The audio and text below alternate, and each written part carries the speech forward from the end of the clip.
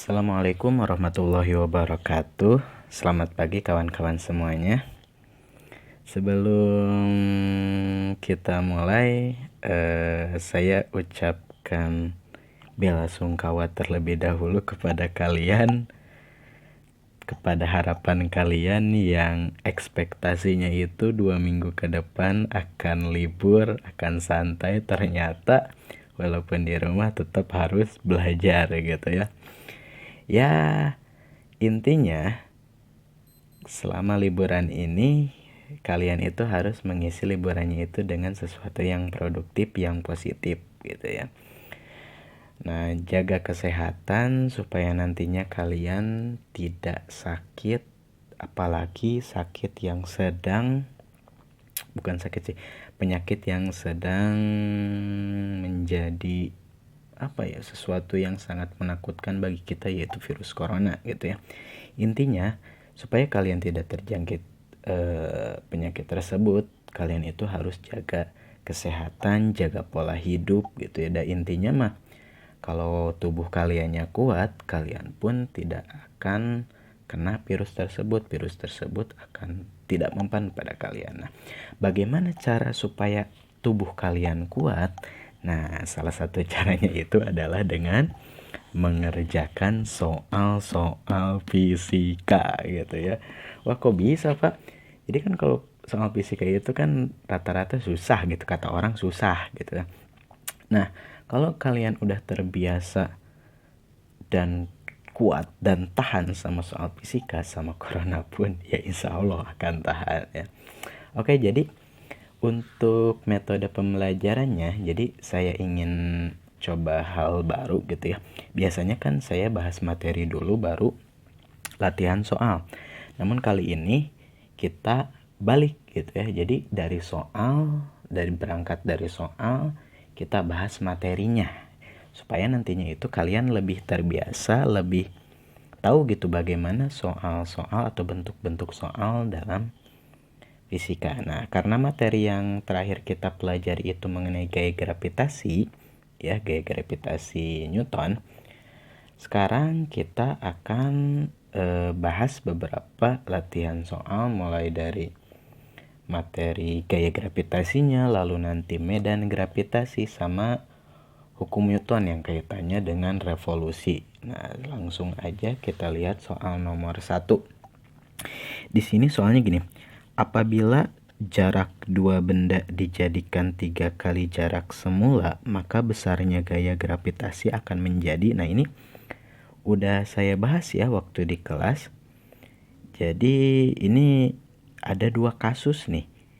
Jadi kasus pertama ya 2 buah benda dipisahkan oleh jarak tertentu. Nah, kasus keduanya itu si bendanya itu dijauhkan gitu. Nah, apa efeknya, besar gaya gravitasinya gimana gitu. Kalau misalnya kalian pengen ngerjain soal seperti ini, hal pertama yang harus kalian lakukan itu gambarin dulu aja gitu ya. Gambarin dulu supaya kalian ngerti konsepnya, ngerti apa yang diminta oleh soal seperti apa. Ya, kita gambarin dulu misalnya ini benda 1, ini benda 2. Nah, ini namanya benda A aja lah ya, benda A, ini benda B. Nah, antara A dan B itu dia terpisah jarak sejauh R. Nah, gitu ya. Nah, sekarang di sini jarak 2 benda itu dijadikan 3 kali. Nah, 3 kali jarak semula. Artinya, kalau misalnya A tetap di sini, B-nya itu kita pindahkan. Jadi makin jauh, misalnya sampai sini. Sehingga dia itu 3 kali jarak semula.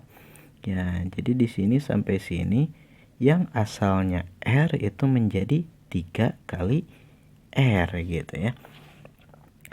Untuk ini kan yang ditanyakan adalah gaya gravitasi. Nah, ingat, kalau gaya gravitasi, gaya tarik menarik antar 2 buah benda itu, dia kan simbolnya F gitu kan. F itu G dikali M1, atau di sini kan MA dikali MB per R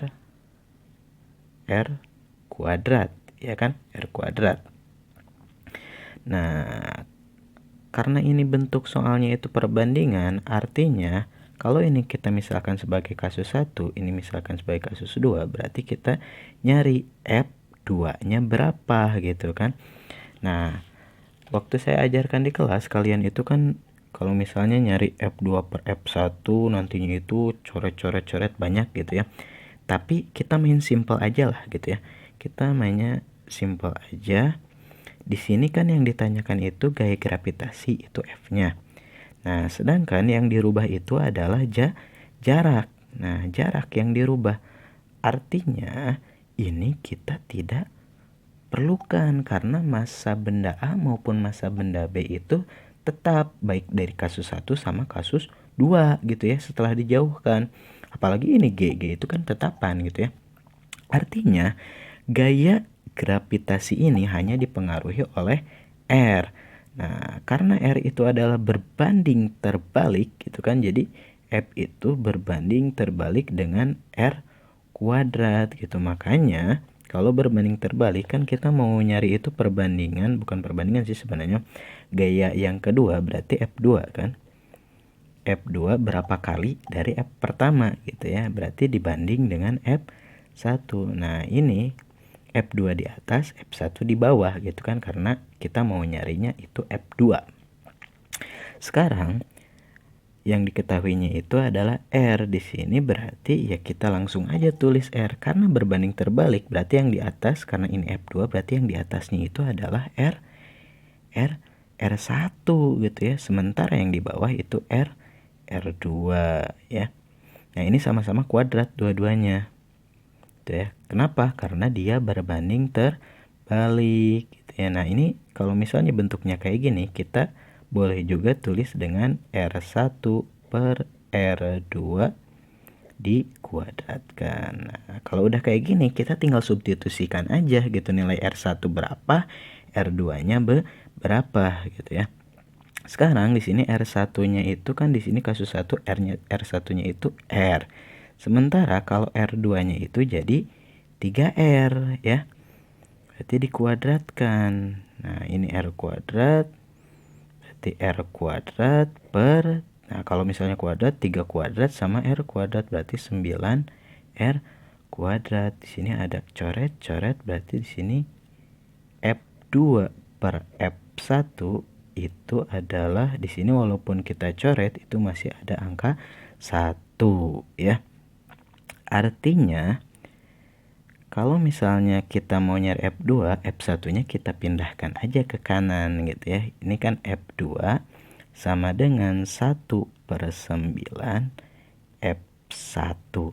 Artinya gaya gravitasi setelah benda dijauhkan sejauh atau jaraknya diubah sejauh 3 kali semula, maka besar gayanya itu menjadi 1/9 dari gaya semula gitu ya. Paham?